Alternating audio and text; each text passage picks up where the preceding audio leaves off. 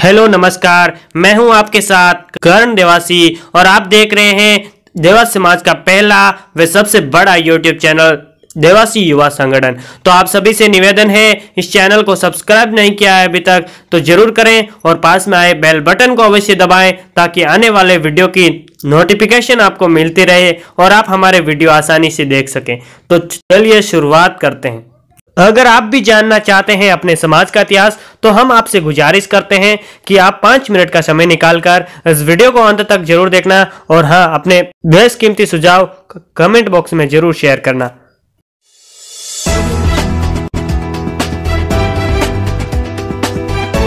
विविधता में एकता की पहचान है राजस्थान। भिन्न भिन्न जाति, कला, संस्कृति, रीति रिवाज एवं परंपराओं का संगम है राजस्थान। इन्हीं विविध रंगों से रंगे राजस्थान को रंगीला राजस्थान कहा जाता है। राजस्थान की सौम्यता, कलात्मकता एवं रंगीन जीवन शैली की बदौलत न बल्कि भारत में अपितु पूरे विश्व में एक अलग पहचान है। राजस्थान के इस कला, संस्कृति, रीति रिवाज, परंपराओं एवं ऐतिहासिक धरोहर को जिंदा रखने का श्रेय यहाँ की विभिन्न जातियों को जाता है। इन्हीं जातियों में शुमार है एक जाति रबारी अर्थात देवासी। जी हाँ दोस्तों, आज के इस विशेष कार्यक्रम में आपनो समाज के तहत देवासी अर्थात रबारी समाज की उत्पत्ति एवं इतिहास के संदर्भ में हम बातचीत करेंगे। रबारी भारत की प्रमुख जनजाति है। भारत में इस जाति का मुख्य रूप से रबारी, रायका, देवासी, देसाई से ने देवासी के नाम से भी जाना जाता है। भारत में रबारी जाति का मुख्य रूप से राजस्थान, गुजरात, मध्य प्रदेश, उत्तर प्रदेश, पंजाब, हरियाणा, कर्नाटक, आंध्र प्रदेश, तमिलनाडु, केरल आदि राज्यों में पाई जाती है। विशेषकर उत्तर पश्चिम और मध्य भारत में, वैसे तो पाकिस्तान में भी अंदाजित 10,000 रबारी जाति का इतिहास बहुत पुराना है, लेकिन शुरू से ही पशुपालन का मुख्य व्यवसाय और घुमंतु जीवन होने से कोई आधारभूत ऐतिहासिक ग्रंथ नहीं लिखा गया। अभी जो इस इतिहास मिल रहा है वो दंत कथाओं पर आधारित है। प्रत्येक जाति की उत्पत्ति के बारे में अलग अलग राय होती है। इसी प्रकार रबारी जाति के बारे में भी एक पौराणिक दंत कथा प्रचलित है। कहा जाता है कि माता पार्वती एक दिन नदी के किनारे गीली मिट्टी से ऊंट जैसी आकृति बना रही थी, तभी वहां भोलेनाथ आ गए। मां पार्वती ने भगवान शिव से कहा, है महाराज, क्यों न इस मिट्टी की मूर्ति को संजीवित कर दो। भोलेनाथ ने उस मिट्टी की मूर्ति ऊंट को संजीवन कर दिया और मां पार्वती को ऊंट को जीवित देकर अति प्रसन्न हुई और भगवान शिव से कहा कि हे महाराज, जिस प्रकार आपने इस मिट्टी के ऊंट को जीवित प्राणी के रूप में बदला है, उसी प्रकार आप ऊंट की रखवाली के लिए एक मनुष्य भी बनाकर दिखलाओ। आपको पता है उसी समय भगवान शिव ने अपनी नजर दौड़ाई। सामने एक समला का पेड़ था। समला के पेड़ के छिलके से भगवान शिव ने एक मनुष्य को बनाया। समला के पेड़ से बना मनुष्य सांबड़ गोत्र शाख का रबारी था। आज भी सांबड़ गोत्र रबारी जाति में अग्रणीय है।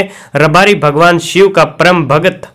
शिवजी ने रबारी को ऊंटों के टोले के साथ भूलोक के लिए विदा किया। उनकी 4 बेटियां हुई। शिवजी ने उनका ब्याह राजपूत क्षत्रिय जाति के पुरुषों के साथ किया और उनकी संतति हुई वो हिमालय के नियम के बाहर हुई थी, इसलिए वो रहाबरी या रबारी के नाम से जाने लगी। भाट, चारण और वंशाओं के ग्रंथों के आधार पर मूल पुरुष को 16 लड़कियां हुई और 16 लड़कियों का ब्याह 16 क्षत्रिय कुल के पुरुषों के साथ किया गया जो हिमालय के नियम के बाहर थे। 16 की जो वंशज हुई वो रहाबरी और बाद में रहाबरी का अपभ्रंश होने से रबारी के नाम से पहचानने लगे। बाद में 16 की जो संतति जिनकी सांख, गोत्र, राठौड़, परमार, सोलंकी, मकवाणा आदि रखी गई। ज्यों ज्यों वंश आगे बढ़ा, रबारी जाति अनेक शाखाओं गोत्र में बढ़ती गई। वर्तमान में 133 गोत्र या शाखा उभर के सामने आई है। विहोत्तर या विशोत्तर के नाम से भी जाना जाता है। विशोत्तर का अर्थ है 20 + 100 + 13, मतलब विशोत्तर यानी 133 गोत्र। प्रथम यह जाति रबारी से पहचानी गई है, लेकिन वो राजपुत्र या राजपुत्र होने से रायपुत्र के नाम से और रायपुत्र का अपभ्रंश होने से रायका के नाम से और गायों का पालन करने से गोपालक के नाम से, महाभारत के समय में पांडवों का महत्वपूर्ण काम करने से देसाई के नाम से भी यह जाति पहचाननी जानने लगी और देवों का वास होने के कारण इनको देवासी के रूप में भी जाने जाने लगा।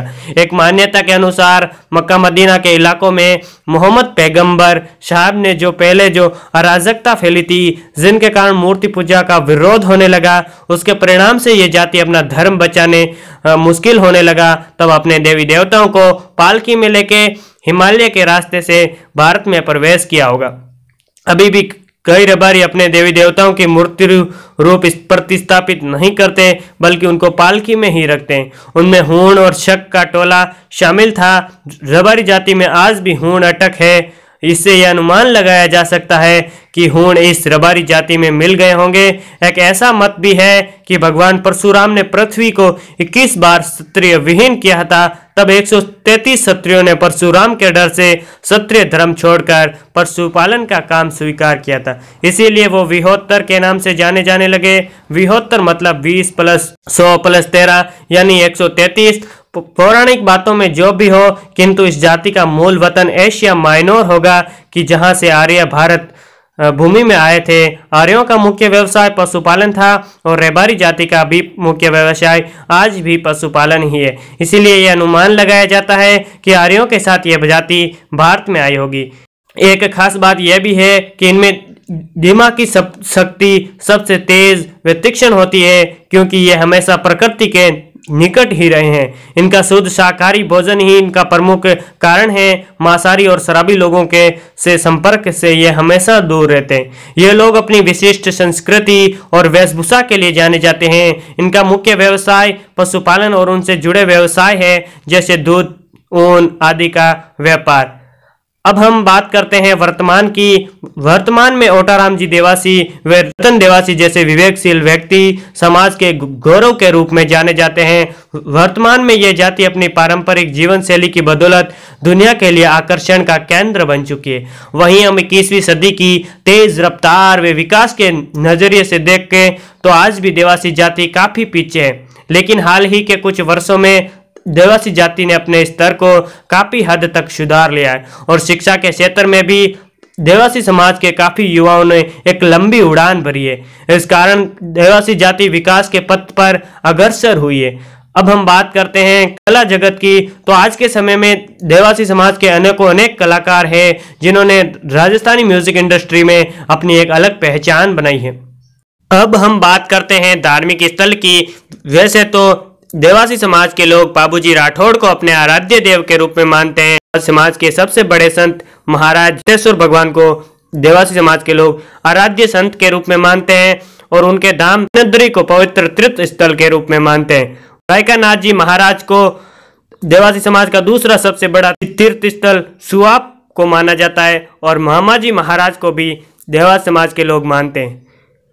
इसके साथ ही इतिहास में अनेक देवासी योद्धाओं ने अपना इतिहास रचा है। उसमें से हड़मल जी रायका, रत्नाजी रायका और आसूजी रायका के नाम उल्लेखनीय हैं। अगर हम बात करें गुजरात के रबारी समाज की, तो वडवाड़ा देव को अपने आराध्य देव के रूप में पूजा करते हैं। इतिहास में देवासी समाज के अनेक वीर पुरुष हुए हैं जिन्होंने हमारे समाज का मान सम्मान गौरव बढ़ाया है, जो हमारे लिए आज पूजनीय है। अब अंत में मैं देवासी समाज से मेरी एक विशेष गुजारिश है कि भले ही आप विकास के लंबे डग भरें, भले ही आप भविष्य के सिरमौर बने, लेकिन आप अपना मूल स्वभाव, मूल गुण, मूल संस्कृति व मूल संस्कारों और जिंदा दिल जीवन शैली से दूर मत हो जाना, वरना देवासी कौम तो रहेगी परंतु देववासी व रब के साथ यारी खो जाएगी। तो दोस्तों, कैसा लगा आपको हमारा ये विशेष कार्यक्रम? हमें कमेंट करके जरूर बताएं और अपने बेशकीमती सुझाव हमें जरूर दें और वीडियो को लाइक करें और समाज बंधुओं के साथ इस वीडियो को शेयर करें और देवासी युवा संगठन यूट्यूब चैनल को सब्सक्राइब करके बेल आइकन जरूर दबा दें ताकि आने वाले वीडियो आपको मिलते रहे। मिलता हूं एक और वीडियो के साथ, तब तक के लिए देखते रहिए, सीखते रहिए देवासी युवा संगठन चैनल के साथ। धन्यवाद।